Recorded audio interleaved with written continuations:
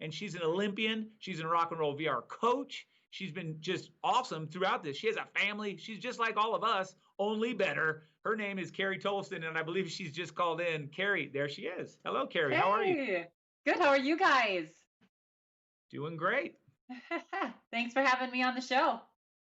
Oh, it's great to have you. Tell us a little bit, Carrie, about how you've been training through the pandemic, what challenges it's brought both to you and to the runners you coach, and how you've helped them sort of overcome some of those challenges. Yeah, I think early on it was really hard. People were wondering what was going to happen. They didn't know how to switch their mindset. How do you train through this? All the races were just like maybe going to be canceled. A lot of things were on, still kind of on hold. And now I think we know that we aren't going to be having races and we have to figure things out. So I do think that we've made this shift as to figuring things out and maybe being okay with it. Even though there's a lot of other things happening in the world right now that are sort of, well, very heavy on our hearts and on our minds. So that has taken a toll on our training as well. I just think that we're kind of figuring things out step by step. And as a coach, I'm trying to do that. I think it's really my job to lift people up, to motivate, to inspire, and to help people keep putting their health first. We have to do that. And obviously, it's fun to set new PRs and it's fun to see if we can set new goals. But at the same time, right now, first and foremost, our health has to be at the top of the list. And so, yes, getting out the door is great. If you're not feeling well, we have to make sure that we heal up and we figure out what's going on.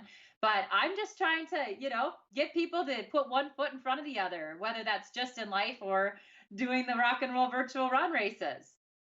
Yeah, that's great. Great advice. Great words there, Carrie. Thank you. I'll ask you this. What have you personally enjoyed most about the virtual races from rock and roll?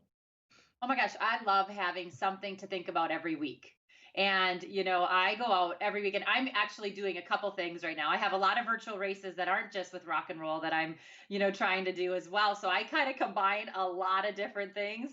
And I'm also on this long run challenge, which is perfect because if you are someone like me who loves the long run, and I do have 3 little kids. So for me, once a week, I venture out and try to social distance, but run with someone. And so I'm, trying to do both of the virtual races that we can do, whether it's a 7K and a 5K or a 12K and a 5K, whatever it is, I kind of add those two together and do the challenge together. So I do both races. But I think every week having something, just something to do, along with the challenges that I've been writing up and Brooks have been writing up, I just think it's a really nice thing to have. And yeah, it's really cool. You can see me doing some of my drills.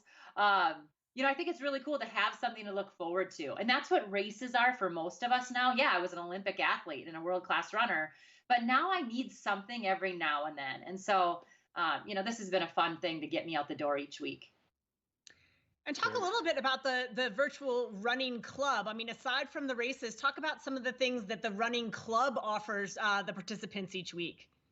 Yeah, I think having something that you can shoot for, right? Like we love having medals and we love getting our t-shirts, but I really love the gear. And so like I'm wearing a shirt right now. It has the fun little side, the sleeves. You can run and earn these points so you can go shopping. And I don't know about you guys, but my husband's an Ironman.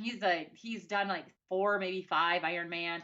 And every time he puts on his Ironman gear, or every time, like we drink out of our Ironman water bottles, or I put my rock and roll gear on, or I put my Villanova gear on, or whatever it is, that brings that sense of community. When I raced and I had the USA across my chest, or I had the US or the Villanova across my chest, it meant something to me. And I think at Ironman and at rock and roll, like that is a community where you share your dreams and you share your heartaches. And, we don't always get it right, but we have each other to kind of get us back on track. And I think that is really important. So yeah, running for those points every week to go shopping, to sport your gear, to sport your team. That's really important.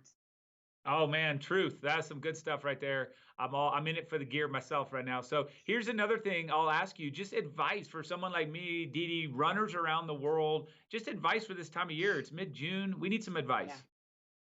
Okay, first and foremost, Water fountains are turned off everywhere. So please, please, please stay hydrated. Bring your water with you. You know, I was that athlete. I was a middle distance runner. And so every time I saw these marathoners wear these like hydration belts, and all you Ironman athletes, like, I kind of was like, what's up with that? You know, I had to get into the groove of being a true distance runner.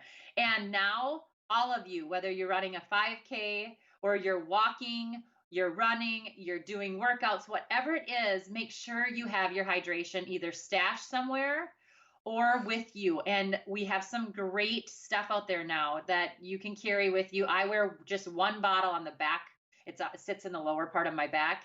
I really like that kind of fuel belts, but I want to really stress that for you guys. The humidity is starting to go up everywhere. The heat is going up, and when we don't have water fountains, it scares me because a lot of people don't think about bringing it with them. So that's a big thing. Do not go from 0 to 60. So yes, rock and roll is giving you all these great things through the virtual run program, but we want you guys to start where you're at and not go from, you know, running 5Ks all the time to all of a sudden doing 12Ks all the time. You have to build up, and that's what some of our videos and some of the challenges are doing to help you guys get there.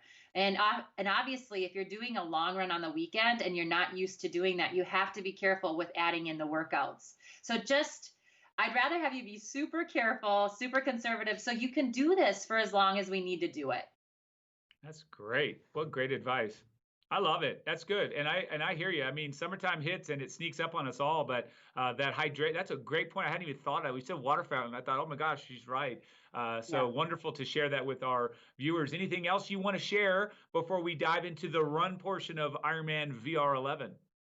Well, I just think that you guys are awesome. All of you, whether you're committed to doing this every single week or once a week or every other week, excuse me, this is something that we need to do. If you need a partner or if you need just something that's online to hold you accountable, let's do it. Let's better ourselves physically, mentally, whatever it is. Our world needs all of us to be better, every single one of us. So I want you guys to do that both physically and mentally, and use your heart in so many different ways, but this is a great way for us to keep it healthy and fit.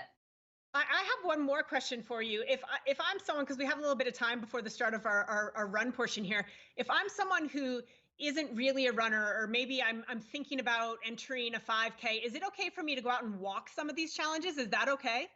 For sure. You know what? I have always coached in a way that when you are doing any of the workouts that are for runners, right? You can do that on a machine. You can do it out on the bike. You can do it walking. You can do whatever you want. And that's the nice thing about, I guess, being an athlete. And that's what I did. So when I was injured, or if I was coming back to a program and my training partners were doing something that my body wasn't ready for or I couldn't do, I could do that on a bike, in the pool, on an elliptical, or I could walk some of those minutes. And absolutely, we are not just for runners. We are for walkers, newbies, advanced, elites. You can make this program meet you where you need to be met. And you know what? I'm here for you guys. And I know everybody is here to help. So just ask those questions, post those questions, and people will help you. That's great. Super advice. I love that. Very inclusive. Just the last thing I'll say, Dee swam at Stanford. You went to Villanova. Who would win in a basketball game right now? Go. I don't know. I've been playing with my kids. So, I mean, I'm trying to get my left hand healthy again and ready to go. So there's a reason my parents put me in a pool. It's because the hand-eye coordination wasn't firing on all cylinders. So I'm gonna bow out of that one. Carrie would definitely. Awesome. I can't move anymore. I can't go side to side. I only can go forwards. There you go. Well, on that note, thank you so much. Good. Thanks for fielding that tough question. Carrie, it's awesome to see you. Let's go forward. Keep doing what you're doing. We look forward to seeing you again soon. Thank you all.